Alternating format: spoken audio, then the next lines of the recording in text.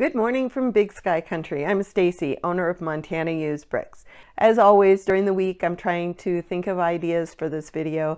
And as I was working with my inventory and also talking with my husband about our current inventory, we mentioned stockrooms a couple of times. And I don't think I've done a video on this before. I might have kind of mentioned it a little bit in passing, but we do use the stockrooms. For one thing, we do retain our items, so anytime we have items that get to a zero quantity, they're automatically moved to stockroom A. We do this because when you do that, it leaves the remarks and the comments in place, and so we don't have to try to figure out what we did with those parts previously. So we do use stockroom A for retaining items. We also use stockroom C. And we use stockroom C more as inventory management of stuff that we don't currently have available for sale.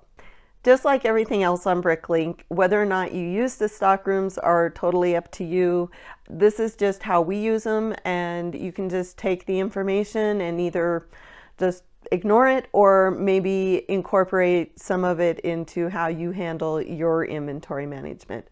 The next part of the video is on my screen capturing software, which I already recorded earlier this morning, but I was having issues with the screen capturing software, so hopefully I got everything right. And again, whenever I use the screen capturing software, I have to use my headphones, so the audio is a little bit different, so just bear with that. My screen capturing software does not like Brick Store for some reason. It keeps trying to record it in game mode, so anytime I click on something, it stopped. So I'm going to do this a little bit differently. Hopefully the view's okay. I wanted to back up a little bit to explain how I use stockroom A and how I get my parts into stockroom A and then make them available. And when I do my parts, I put all the parts into Brick Store. I'll get the price for it, and then I will come over here and click export, and then I will choose upload to clipboard. Once I click this, it automatically opens the screen to the upload page on Bricklink. So when I upload, I'm going to consolidate because we put parts back into the same drawer most of the time. For management purposes, this is just what works best for us. And so I'm going to consolidate with my existing lots. I'm going to bring in all the old information. I'm also going to make sure that this is checked to retain after sold out. Paste that in there, verify the file.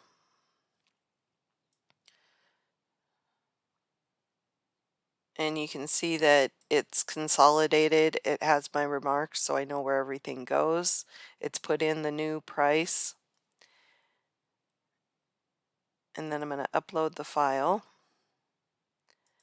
And when I view my inventory, I'm going to come over to availability. This is the stockroom A. This is where all of the retained items go. And I see that I have 23 items that need to be moved into my actual inventory. So I'm going to click on stockroom A. And then I'm going to change the sort from quantity down. And then I'm going to go. And then I can see that these all have quantity. I'm just going to click on the stockroom A to move them to my inventory.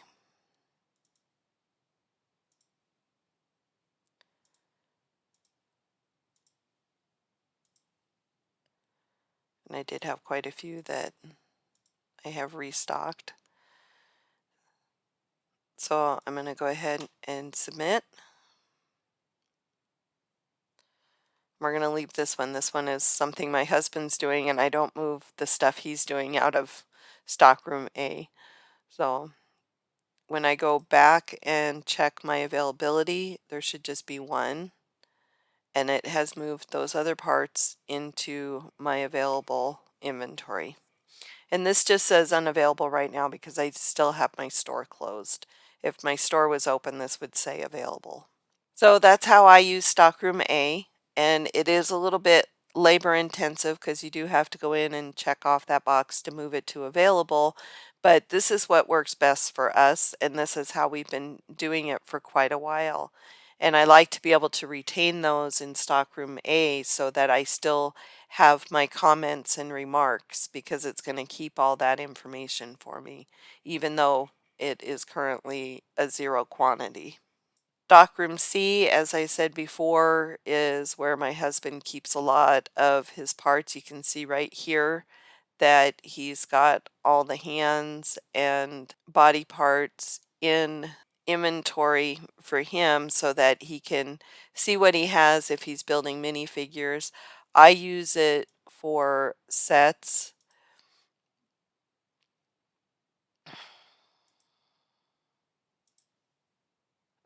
that we're not quite ready to sell, because if my cost is $4, I certainly don't want to sell something for less than what we paid for it. So we'll just hold it in Stockroom C until the price comes up, or if we decide that maybe we want to just part out that set.